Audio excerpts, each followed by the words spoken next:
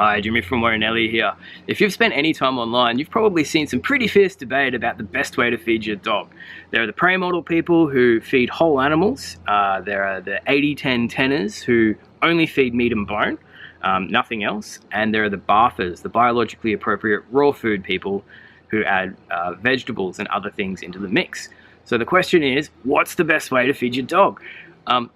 Well, lucky for us, the science is super clear on this. So we know the minimum nutrient requirements to sustain life in a dog, but we also know the optimal nutrient requirements to have a happy, healthy, thriving dog. So that's like the absolute best level of all these different micronutrients to have a healthy dog. So the question is, of all these different ways of feeding a dog, are they all the same? The answer is, unfortunately, no, not really. So there's only two ways to make sure your dog gets all of the nutrients they require. The first is to feed a whole food diet that's got a lot of different ingredients in it, that's been carefully designed to make sure you get all of those nutrients. The second option is to feed an unbalanced diet and to add a synthetic vitamin mix to it to plug up all of the gaps. So for example, people feeding raw meat, organ and vegetables are probably feeding an unbalanced diet. It's very likely to be deficient in iodine and manganese, and that can be really serious. So that can lead to problems like hypothyroidism and cruciate ligament damage, which is really painful for your dog and really expensive for you. So something that you really want to avoid if you can.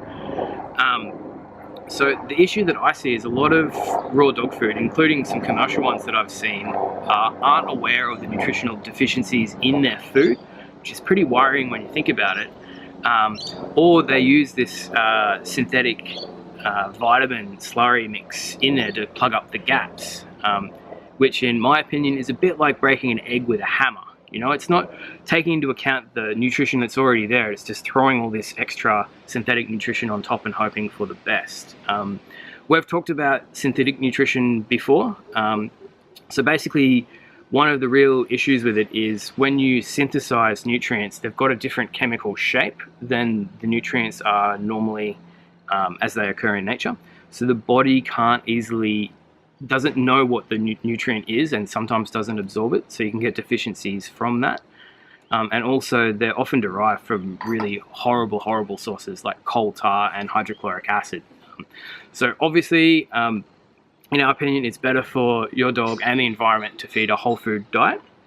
So that's why if you look at the ingredients in Warrenelli, you'll see things like cinnamon and Brazil nuts and kelp and all these beautiful ingredients.